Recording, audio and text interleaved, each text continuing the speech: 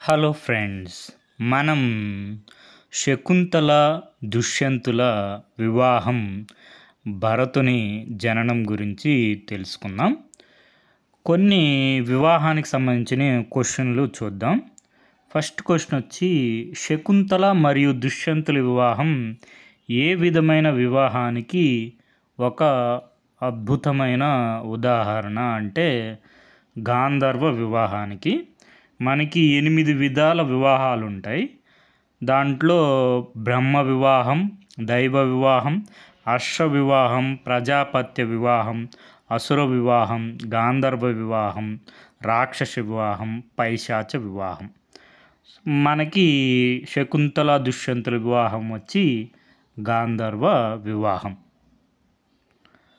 తర్వాత ఒకే పురుషుడు ఒకే స్త్రీ వివాహం చేసుకునే వివాహ విధానాన్ని ఇలా అంటారంటే మోనోగమి అంటారనమాట. ఏక భార్యత్వం. ఏక అంటే ఒక భార్య ఉంటే అది మోనోగమి. మనకి ఉదాహరణ వచ్చి సీతారాములు, పార్వతీ పరమేశ్వరులు. తర్వాత వచ్చి పాలిజిని అంటే బహుభార్యత్వం. అంటే ఎక్కువ మంది, ఒకరికంటే ఎక్కువ మంది భార్యలు ఉంటే దాన్ని బహుభార్యత్వం అంటారు. మనకి దీనికి ఉదాహరణ వచ్చి శ్రీకృష్ణుల వారు 16,008 మంది భార్యలు. తర్వాత వచ్చి పాలియాండ్రీ అంటే భర్తృత్వం. పాలిజినీలో వచ్చి ఒకరికంటే ఎక్కువ మంది భార్యలు ఉంటారు. పాలియాండ్రీలో వచ్చి ఒకరికంటే ఎక్కువ భర్తలు ఉంటారు. ఉదాహరణ వచ్చి మనకి ద్రౌపది 5 పాండవులు. తర్వాత వచ్చి హైపర్ గమి అంటే అనులోమ వివాహం అన్నమాట. అనులోమ వివాహం అంటే ఏంటంటే హయ్యర్ క్లాసు ఆర్ వర్ణ అబ్బాయి వరుడు, లోయర్ క్లాసు వర్ణ ఆర్ మనకి క్లాసు గర్ల్ అంటే బ్రైడ్ గ్రూమ్ అన్నమాట. అది వివాహం హైపర్ గమి, అనులోమ వివాహం. దీనికి ఉదాహరణ వచ్చి మనకి శాంతన మహారాజు, సత్యవతీ దేవి. తర్వాత వచ్చి ఇంకోటి ఉంటుంది హైపోగమి అని ఉంటుంది, ప్రతిలోమ వివాహం. అది వచ్చి హయ్యర్ క్లాస్ ఆర్ వర్ణ బ్రైడ్ ఉంటారు, అంటే పెళ్లి కూతురు హయ్యర్ క్లాసు. తర్వాత లోయర్ క్లాసు బ్రైడ్ గ్రూమ్ అంటే వరుడు లోయర్ క్లాస్ ఆర్ వర్ణ ఉంటుంది. దీనికి ఉదాహరణ వచ్చి మనకి యయాతి మహారాజు, దేవయాని అదనమాట. తర్వాత మనకి సప్తపది అనే ఆచారం ఉంటుంది. 7 అడుగులు వేస్తారు కదా, అది దేంట్లో ఉంటుందంటే వివాహంలో ఉంటుంది సప్తపది. మనకి వాగ్దాన, హోమ, కన్యాదానం, పాణిగ్రహణం కూడా మనం చూసాం కదా. అది మనకి యయాతి మహారాజు దేవయాన్ని బావిలో నుంచి దక్షిణహస్త అంటే కుడి చేయి ఇస్తాయి పైకి తీసుకొస్తారంటే పాణిగ్రహణం అయిపోయిందని చెప్తారు కదా, అది పాణిగ్రహణం. తర్వాత మాంగళ్య ధారణ ఉంటుంది, తాళి కట్టడం. తర్వాత సప్తపది. నెక్స్ట్ హిందూ వివాహ చట్టం ఏ సంవత్సరంలో ఆమోదించబడిందంటే 1955. తర్వాత హిందూ వివాహంలో ఎన్ని సంప్రదాయ రూపాలు ఉన్నాయంటే 8. మనం చెప్పుకున్నాం కదా, 8 వివాహాలు. తర్వాత వచ్చి మనకి ఆముక్తమాలద ఉంది కదా, శ్రీకృష్ణదేవరాయలు గారు రచించినటువంటి ఆముక్తమాలద. దాంట్లో ఇతివృత్తం ఏదంటే మనకి గోదాదేవి పరిణయం శ్రీరంగనాథునితో. మనం ఇప్పుడు శకుంతల దుష్యంతుల వృత్తాంతం చూద్దాం.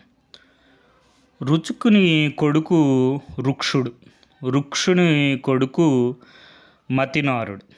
ఆ మతినారుడు సరస్వతీ నదీ తీరంన 12 సంవత్సరాలు సాత్రయాగం చేశాడు. సరస్వతీదేవి అతన్ని తన భర్తగా చేసుకుంది. వారికి త్రాసుడు అనే వీరుడు పుట్టాడు. త్రాసుని కొడుకు ఇలీనుడు కొడుకు దుష్యంతుడు యొక్క తండ్రి గారి పేరేంటి? ఇలీనుడు. తర్వాత ఇవన్నీ నోట్ చేసుకుంటా ఉండండి. ఇలీనుడు కొడుకు దుష్యంతుడు అనమాట. దుష్యంతుడు చిన్నప్పటి నుండి అడవుల్లో తిరుగుతూ సింహాలను, పులులను వెంటాడి పట్టుకుంటూ ఆడుకుంటూ ఉండేవాడు. దుష్యంతుని రాజ్యపాలనలో ప్రజలు ధర్మ మార్గం అవలంబిస్తూ ప్రశాంతంగా జీవిస్తున్నారు. ఒకరోజు దుష్యంతుడు వేటకు వెళ్ళాడు. అలా వేటాడుతూ దుష్యంతుడు ఒక తపోవనానికి చేరుకున్నాడు. అది కణ్వాశ్రమం, కణ్వ మహర్షి ఆశ్రమం అన్నమాట. కణ్వ మహర్షి తపస్సు చేసుకునే ఆశ్రమం.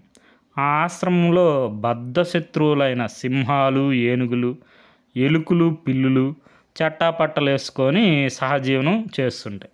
అంటే మన తపోశక్తి వల్ల, కణ్వ మహర్షి తపోశక్తి వల్ల ఆ ప్రాంతం అంతా, కణ్వాశ్రమం అంతా కూడా బద్ధశత్రువులైనటువంటి జంతువులు కూడా సహజీవనం చేస్తుంటాయి. తర్వాత మనకి దుష్యంత మహారాజు తన మంత్రులతో నేను ఒంటరిగా వెళ్ళి కణ్వ మహామునికి దర్శించుకొని వస్తాను అని చెప్పి మీరు ఇక్కడే ఉండండి అని చెప్తారనమాట. ఒంటరిగా పాదచారి కణ్వాశ్రమానికి వెళ్తారు. కణ్వాశ్రమ సమీపంలో ఒక అందమైన కన్య శకుంతల అని పేరు దుష్యంతుడు చూచాడనమాట. శకుంతల కూడా అతిలోక సుందరుడైన దుష్యంతుని చూచింది. అతన్ని సాదరంగా ఆహ్వానించింది, ఉచిత రీతిన సత్కరించింది. దుష్యంతుడు ఆ కన్యను చూచి, నా పేరు దుష్యంతుడు, ఈ దేశాన్ని ఏలే చక్రవర్తిని, వేట నిమిత్తం ఈ అడవికి వచ్చాను, కణ్వ మహర్షిని దర్శించుకుందామని ఇక్కడికి వచ్చాను అని చెప్తారనమాట. మన శకుంతలాదేవి వారు ఇప్పుడే పండ్లు తేవడానికి వెళ్ళారు, ఇప్పుడే వస్తారు అని చెప్తారనమాట. అప్పుడు దుష్యంత మహారాజు శకుంతలాదేవిని అడుగుతారు, బాల నీ తల్లిదండ్రులు ఎవరు, ఇక్కడ ఎందుకు ఉన్నావో అని అడుగుతారు. అడిగితే అప్పుడు ప్రభు నేను కణ్వ మహర్షి కుమార్తెను అని బదులు చెప్పింది. దుష్యంతునికి అనుమానం వచ్చింది, ఈమె ముని కన్యక అయితే నా మనసు ఈ మీదకి ఎందుకు లగ్నమైంది? కణ్వముని ఆ జన్మ బ్రహ్మచారి, మరి ఆయనకు కూతురు ఎలా వచ్చింది అని మనసులో అనుకొని శకుంతల పుట్టుక గురించి తెలుసుకోవాలనుకున్నాడు దుష్యంతుడు.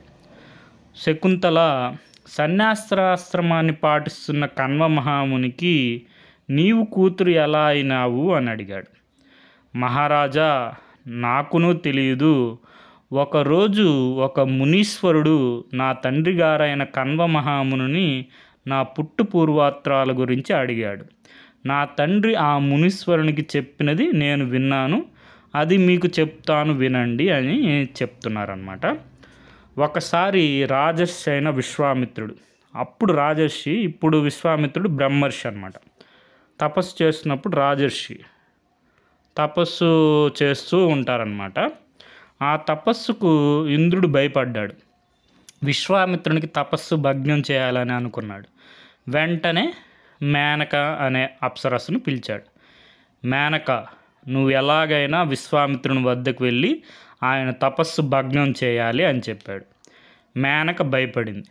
దేవేంద్ర, విశ్వామిత్రుని వద్దకు పోవడానికి నువ్వు మొదలుకొని అందరూ దేవతలు భయపడుతుంటారు, మరి నన్ను ఆయన వద్దకు పోయి ఆయన తపస్సు భగ్నం చేయి అని అడగడం తగునా చెప్పండి, కానీ నా శక్తి కొలది ప్రయత్నించి ఆయన మనస్సును మారుస్తాను అని చెప్పి మేనక విశ్వామిత్రుని వద్దకు వెళ్ళింది. ఘోరమైన తపస్సు చేస్తున్న విశ్వామిత్రుని చూచింది. ఆయనకు నమస్కారం చేసింది. తన చెల్లికత్తెలతో ఆయన దృష్టిలో పడే విధంగా పూలు కోస్తూ అటు ఇటు తిరుగుతూ ఉంది. విశ్వామిత్రుడు మేనకను చూచాడు. ఆయన మనస్సు చెలించింది. మేనక మీద మనసు పడ్డాడు. తపస్సు కట్టిపెట్టాడు. మేనకతో కామసుఖాలు అనుభవించసాగాడు. వారిద్దరికీ ఒక ఆడ శిశువు జన్మించింది. వచ్చిన పని అయిపోయింది కాబట్టి మేనక దేవలోకానికి వెళ్ళిపోయింది. విశ్వామిత్రుడు తిరిగి తపస్సు చేయడానికి తపోవనానికి వెళ్ళాడు. ఆ పసిబిడ్డ మాత్రం ఏడుస్తూ ఆ ఇసుక తిన్నెల మీద ఉండిపోయింది. అక్కడ ఉన్న పక్షులు తమ రెక్కలను అడ్డంగా పెట్టి నీడ కల్పిస్తూ ఆ ఆడబిడ్డను కాపాడాయి. అప్పుడు నా తండ్రి కణ్వ మహర్షి తన శిష్యులతో అక్కడికి వెళ్ళారట. నదీ తీరంలో ఇసుక తిండి మీద ఉన్న పక్షుల చేత రక్షించబడుతున్న ఆడబిడ్డను చూచారట. ఆ బిడ్డను తీసుకొని ఆశ్రమానికి వచ్చారట. ఆ ఆడ శిశువును నేనే. శాకుంతలము అనే పక్షుల చేత రక్షించబడింది కాబట్టి నాకు శకుంతల అని నామకరణం చేశారు. అప్పటి నుండి నన్ను తన కన్న కూతురులాగా పెంచుతున్నారు. నేను వారిని నా తండ్రిలాగా ఆదరిస్తున్నాను అని చెప్పింది శకుంతల. శకుంతల తాను విశ్వామిత్రుని కూతురుని అని చెప్పగానే దుష్యంతునికి ఆమె మీద మనస్సు కలిగింది. ఎందుకని విశ్వామిత్రుడు క్షత్రియుడు అనమాట. కాబట్టి శకుంతల క్షత్రియ కన్య. దుష్యంతుడు శకుంతలను చూచి, ఓ కోమలి, నీవు అతిలోక సౌందర్యవతివి. నీవు ఈ నార చీరలు కట్టుకొని ఆశ్రమవాసం చేయతగవు. నీవు అందమైన రాజసౌధముల్లో రాజ్య సంపదలను అనుభవింపవలసిన దానివి. నాకు నీ మీద ప్రేమ కలిగింది. నిన్ను 8 రకాలైన వివాహ విధుల్లో ఒకటైన గాంధర్వ విధి ప్రకారం వివాహం చేసుకుంటాను. శకుంతలకి దుష్యంతులు వారు ఏం చెప్తున్నారు? గాంధర్వ విధిలో వివాహం చేసుకుంటానని చెప్తున్నారు. ఎన్ని విధాల వివాహాలు ఉంటాయి? 8 రకాల వివాహాలు ఉంటాయి. ఈ 2 కూడా మనకి క్వశ్చన్స్గా అడిగారు అనమాట అని అన్నాడు దుష్యంతుడు. వివాహ విధులు 8 రకాలు. అవి బ్రహ్మము, దైవము, అశ్వము, గాంధర్వము, అసురము, రాక్షసము, ప్రజాపత్యము, పైశాచము. మనకి ఇక్కడ కొన్ని తెలుసు. మనకి బ్రహ్మము వచ్చి మనకి పార్వతీ పరమేశ్వరుడు కళ్యాణం, సీతారాముని కళ్యాణం చూస్తాం కదా, అవన్నీ బ్రహ్మం అనమాట. తర్వాత వచ్చి గాంధర్వ వివాహం మనకి ఇప్పుడు శకుంతల దుష్యంతుల వారిది గాంధర్వ వివాహం. తర్వాత రాక్షస వివాహం మనం చూసాం, రుక్మిణి కళ్యాణం, రాక్షస వివాహం.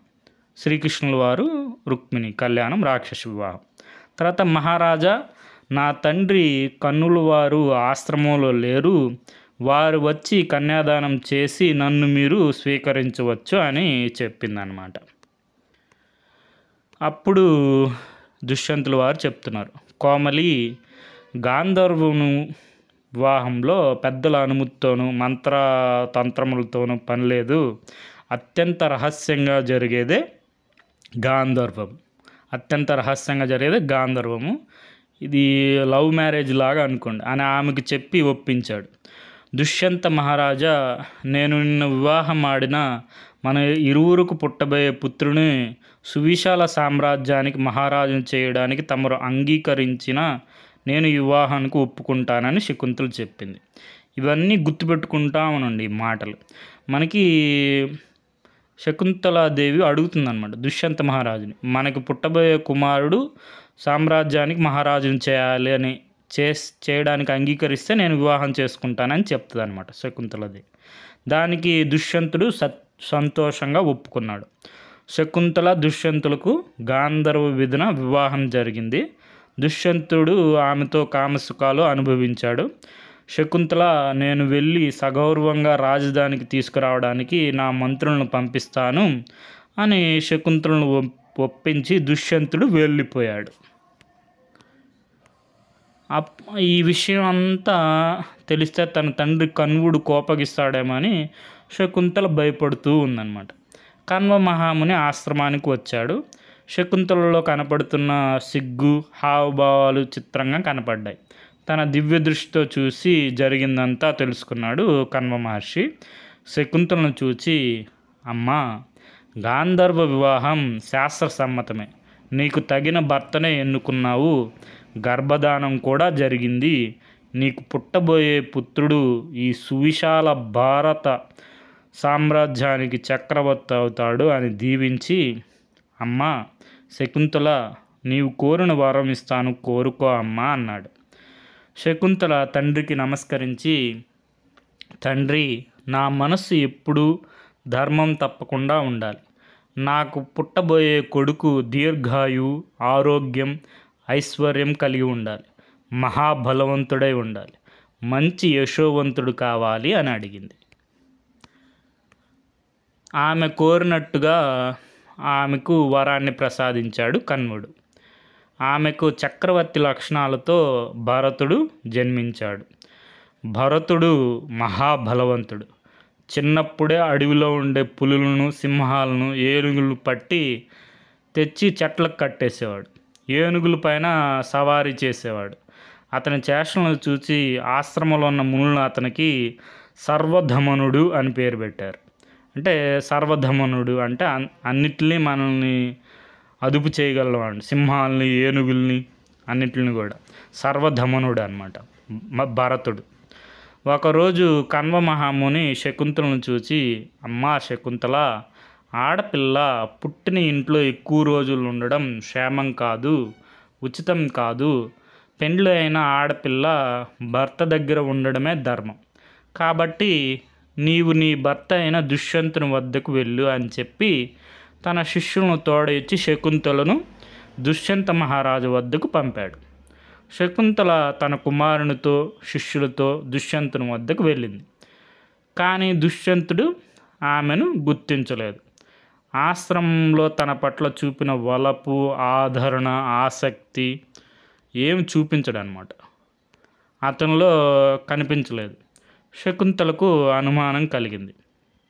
దుష్యంతుడు నిజంగా తనను గుర్తించలేదా, లేక తెలిసి తెలియనట్టు ఉన్నాడా, లేదా రాజ్య కార్యాల్లో పడి తనను మర్చిపోయాడా, లేక తనను పెండ్లి చేసుకున్న నాడు చెప్పిన మాటలు మరిచి తనను వదిలివేశాడా? ఎవరన్నా దేన్నన్నా మర్చిపోతే తిరిగి జ్ఞాపకం చేయవచ్చు. ఇది చాలా బాగుంటుంది చూడండి. ఎవరన్నా దేన్నన్నా మర్చిపోతే తిరిగి జ్ఞాపకం చేయొచ్చు, అసలు తెలియనప్పుడు తెలియజెప్పవచ్చు. కానీ ఇలాగ తెలిసి కూడా తెలియనట్టు నటించే వారికి చెప్పడం బ్రహ్మతరం కాదు. అయినా ఇంత దూరం వచ్చి తిరిగి ఆశ్రమానికి తిరిగి వెళ్ళిపోవడం మంచిది కాదు. ఆ రోజు జరిగిందంతా చెప్పి ఈ కుమారుని చూపిస్తాను అని మనసులో నిశ్చయించుకుంది శకుంతల. ఓ రాజా, ఆ రోజు నువ్వు వేటకు అడవికి వచ్చావు. నా తండ్రి కణ్వ మహాముని దర్శించుకోవడానికి మా ఆశ్రమానికి వచ్చావు. నన్ను చూశావు, మోహించావు. నన్ను గాంధర్వ విధిని వివాహమాడావు. నాకు పుట్టబోయే కుమారుడిని రాజును చేస్తానన్నావు అని చెప్పి మొత్తం గతాన్ని గుర్తు చేస్తూ ఉందన్నమాట. చేస్తూ ఉంటే ఇదిగో నీ కుమారుడు అని తన కుమారుడైనటువంటి భరతుని చూపించింది. ఇది అంతా చూచాడు దుష్యంతుడు. అతనికి అంతా తెలుసు.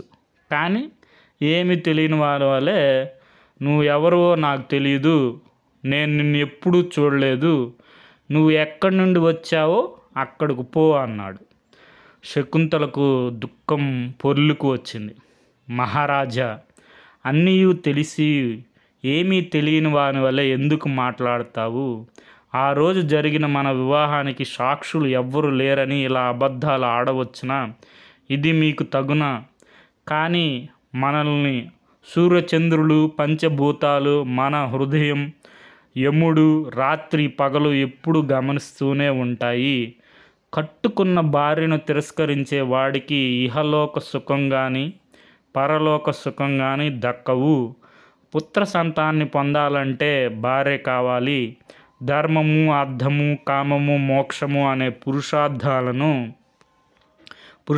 ఇవి 4 సాధించడానికి, వంశాలన్నీ నిలపడానికి, ఉత్తమ గతులు పొందడానికి, హృదయానికి ఆనందం కలిగించడానికి భర్తకు భార్య అవసరం. భార్య బిడ్డలను ఆదరంతో చూచేవాడికి ఎలాంటి కష్టాలు రావు. మనకి మ్యారేజ్లో Hindu marriage, aims of Hindu marriage అని ఉంటాయి. దాంట్లో 3 ఉంటాయి అన్నమాట. మ్యారేజ్లో 3 ఎయిమ్స్ ఉంటాయి. ఒకటి ధర్మం, ఇంకోటి వచ్చి ప్రజ అంటే ప్రోజని, తర్వాత 3వది వచ్చి రతి, ప్లెజర్ అన్నమాట. సో ఇవన్నీ భార్యాబిడ్డలను ఆదరంతో చూచేవాడికి ఎలాంటి కష్టాలు రావు. అదియు కాక భార్య భర్తలో అర్ధభాగం. అందుకని భర్త కంటే భార్య ముందు చనిపోయినా స్వర్గంలో భర్త కోసం ఎదురు చూస్తూ ఉంటుంది. కానీ భర్త ముందు చనిపోతే భార్య కూడా అతనితో సహగమనం చేస్తుంది. అలాంటి భార్యను అవమానించడం ధర్మం కాదు. పురుషుడు తన భార్య శరీరంలో ప్రవేశించి తిరిగి ఆమెకు పుత్రుడిగా జన్మిస్తాడు. కాబట్టి కొడుకులో భర్తను చూచుకుంటుంది స్త్రీ.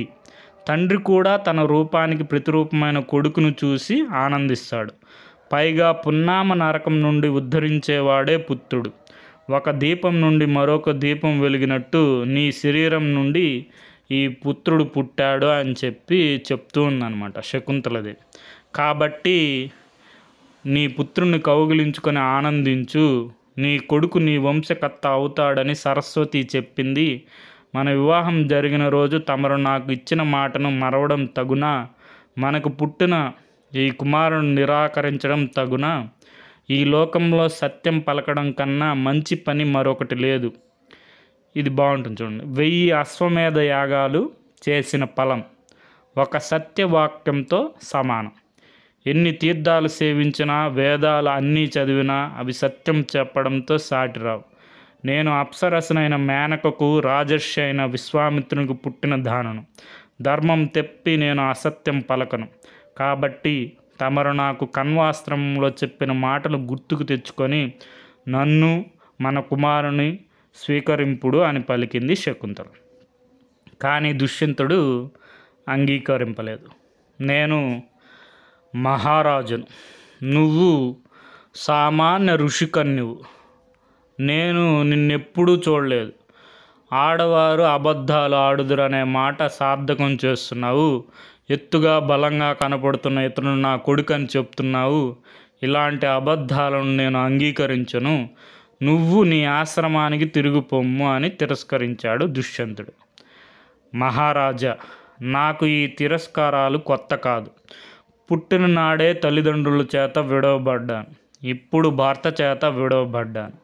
నేను నోచిన నోములు అంతే అని సరిపెట్టుకుంటాను. ఇంతకన్నా ఏమీ కాదు కదా. ఇంకా నాకు ఆ భగవంతుడే దిక్కు అంటూ కొడుకుని తీసుకొని వెనక్కు తిరిగి వెళ్ళబోయింది. అప్పుడు ఆకాశం నుండి ఒక వాక్కు వినిపించింది. ఓ దుష్యంత మహారాజా, శకుంతల నిజమే చెప్పింది. ఈ శకుంతల నీ భార్య. ఈ భరతుడు నీకు శకుంతలకు పుట్టినవాడు. వీనిని స్వీకరించుము అని చెప్పి ఆకాశం నుంచి ఒక వాక్కు వినపడిందనమాట. ఇది విని దుష్యంతుడు లేచి సభలో ఉన్న వారితో ఇలా అన్నాడు. సభాసదులారా, ఆ రోజు నేను ఈ శకుంతలను గాంధర్వ విధిన వివాహమాడిన నాడు నాకు ఈమెకు తప్ప వేరెవరికీ తెలియదు. లోకనిందకు విరచి ఇప్పటిదాకా ఈమె నాకు తెలియదు అని అన్నాను. కానీ ఇప్పుడు ఆకాశవాణి అందరికీ నిజం తెలియచేసింది. నేను నా భార్యాపుత్రులను స్వీకరిస్తున్నాను అని పలికి శకుంతలను, భరతుని సాదరంగా స్వీకరించాడు. భరతుని యువరాజుగా చేశాడు. కొంతకాలం రాజ్యసుఖాలను అనుభవించి కుమారుడైన భరతునికి రాజ్యం అప్పగించి భార్యతో తపోవనానికి వెళ్ళాడు.